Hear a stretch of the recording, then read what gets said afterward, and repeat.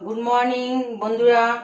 আজ রবিবারের সকালবেলা এই চা করছি, লাল চা। এই যে আদা থেতো করে দিচ্ছি, দেখুন।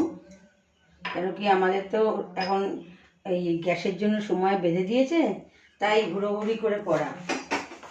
দেখুন, এই যে জল বসালাম, 2 কাপ চা। এই জল বসালাম, এবার এই যে আদা থেতো করে এই যে আদা দিয়ে দিলাম, ঠিক আছে? আদা দিয়ে দিলাম, এবার এই জলটা ফুটবে। আপনারা দেখুন একটু সময় ধরে আমি কী করে লাল চা বানাই, ঠিক আছে? আর এই 2 কাপ আমার আর আমার হাজব্যান্ডের 2 কাপ চা।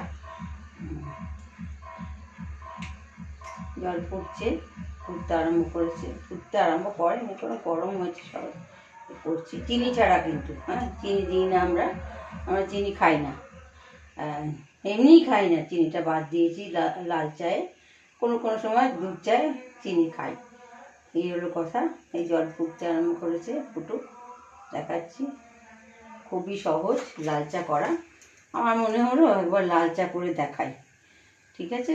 হ্যাঁ, চাটা তো সবারই দরকার হয়। একটা সময় গিয়ে দেখি কোথাও কোথাও কেউ লাল চাটাই বানাতে পারে না। আর লাল চাটা না ঠিক করে বানাতে পারে না, তেতো হয়ে যায়। তেতো হয়ে গেলে না খাওয়া যায় না ঠিক করে। সেই জন্যই আমি ভাবলাম দেখি তো আমি একটু লাল চাটা করে দেখাই।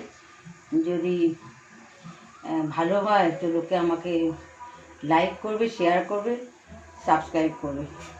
আজকে আমি আপনাদের কাছে বলছি, আপনারা আমাকে সাবস্ক্রাইব করুন, লাইক করুন, শেয়ার করুন, ঠিক আছে? আমাকে একটু সাবস্ক্রাইব করে সহযোগিতা করুন, যাতে আমি আরও আরও আরও আরও অনেক রান্নার রেসিপি আপনাদের কাছে দেখাতে পারি। এই দেখুন, একটু এটাকে তো আদাটাকে একটু ফুটতে দিতে হতো, না তো রসটা বেরোবেই না। এই আদাটা ফুটতে দিয়েছি, এই হলো আদা ফুটতে শুরু করেছে। তারপর রসটা বেরিয়ে যাবে, তাতে কি আর সর্দি কাশি, গলা ব্যথা এগুলো সব ঠিক হয়ে যায়। এবার দিচ্ছি হচ্ছে এই আমি যে চা ব্যবহার করি, এইটা নয় যে একদম ব্রুক বন্ড দিতে হবে, অমুক চা চলবে না, তসুক চা চলবে না। আমি ব্রুক বন্ড রেড লেবেল বরাবর ব্যবহার করি, তাই আমি ব্রুক বন্ড রেড লেবেল চা এই অসামান্য পরিমাণ দিলাম, ঠিক আছে? এই মিনিট 1 বোধহয় লাগবে ভিজতে।